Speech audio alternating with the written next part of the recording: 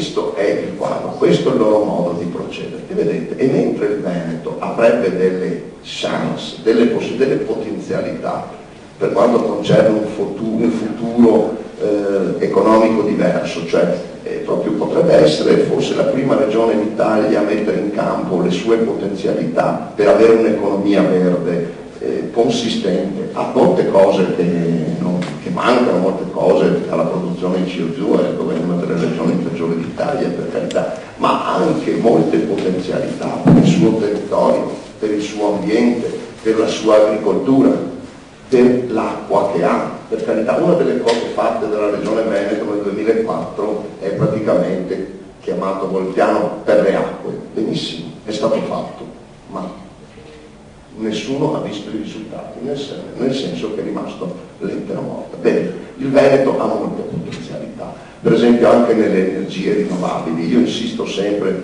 sul micro e mini idroelettrico, insisto molto sul discorso dei pannelli fotovoltaici, perché Padova ne produce in grande quantità, il 60%, perché Padova sta iniziando una sperimentazione, nel senso che sta coprendo i suoi mercati generali e l'interporto con migliaia e migliaia di metri quadrati di pannelli fotovoltaici, perché c'è la sperimentazione di Porto Marghera a idrogeno, perché abbiamo la possibilità di utilizzare le biomasse della nostra agricoltura e dei nostri boschi.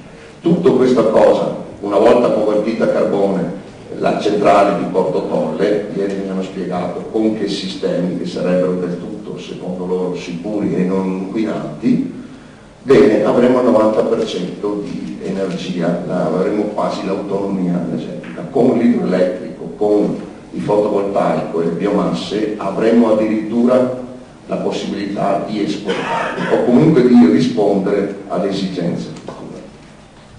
Avremo anche un'altra cosa, per esempio questo che secondo me testimonia una certa cultura che c'è nel Veneto, il discorso dei rifiuti, il fatto che il Veneto sia la seconda regione dopo il piccolo Trentino ad avere il più alto tasso di raccolta differenziata, il fatto che è una delle regioni che porta meno in discarica, il fatto che tra le altre cose il Veneto produce meno rifiuti, qualcosa come 60 kg pro capite meno della media italiana, 180 kg meno del per esempio dell'Emilia Romagna. Tutte queste cose dicono che c'è una certa cultura ecologica. Tutto questo prelude e darebbe una grande possibilità, lavorandoci, avendo questo come piano strategico, di mirare un'economia verde. E ci sono anche altri elementi a favore del Veneto in questo senso. Eppure il grande tema per loro, ed è proprio un modo di concepire il Veneto, il territorio,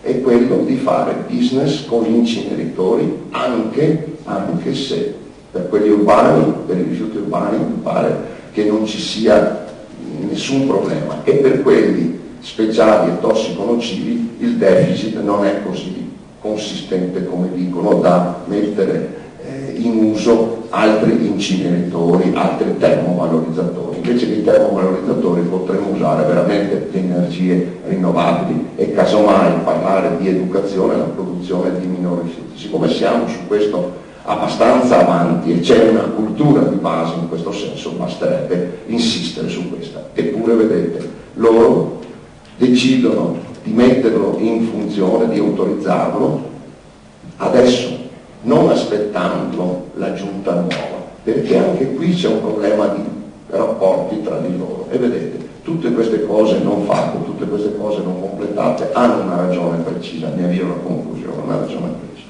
Vedete, Lega e PDL in molte cose hanno una visione del mondo, una visione del futuro completamente diversa, ed è questa la ragione per cui le cose non le hanno fatte, non sono messi neanche d'accordo sulla spartizione, sul come spartirsi il territorio, sul come fare business, e cercano di rubarselo l'uno all'altro. Vedete, se si parla di mercato uno è liberista, PDL, l'altro invece è protezionista. Se si parla per esempio, che so, di federalismo, qualcuno dice che sono semplicemente scissionisti e non federalisti, invece la componente N è unitaria. Se si parla di voti, uno li pesca al nord e l'altro li pesca al sud. Vedete, se si parla di 20% ai comuni, la Lega dice no, dopo però quando dici che Roma ottiene 8 miliardi battendo il pugno sul tavolo. Come pensate voi che si arriverà un domani, un 2016-2020 al federalismo? Quando si dovrà mettere mano ai soldi o verranno acquatto o non si farà. Ma la situazione nel Veneto, non solo lo statuto non fatto che non dà la possibilità di quel federalismo istituzionale, ma io ho la certezza che non solo si farà il federalismo a livello nazionale, ma che la nuova giunta, se sarà una maggioranza PDL Lega, a ruoli invertiti, a forze invertite, sarà ugualmente bloccata, non riuscirà a fare le cose, proprio perché hanno due visioni del mondo diverse, due visioni del futuro.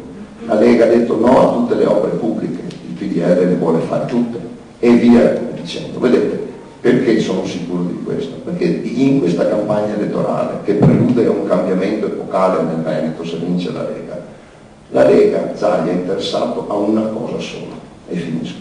Una, cambiare il regolamento. Io mi aspettavo che proponesse chissà quali cose mirabolanti, magari un libro dei sogni, cose magari buttate là per conquistare la simpatia della gente, si vede che non ne ha bisogno grazie ai mezzi che mette in campo. Ma la cosa che mi ha stupito è che chiede che sia cambiato il regolamento per avere il voto di fiducia. Avere il voto di fiducia. È già consapevole che senza il voto di fiducia, come per 13 anni non hanno fatto nulla e quel poco che hanno fatto poi non ha avuto gambe per camminare, così sarà anche in futuro. Se ce ne fosse una sola di ragioni per non dare la maggioranza alla Lega e al PDL, questa secondo me sarebbe molto valida. Grazie.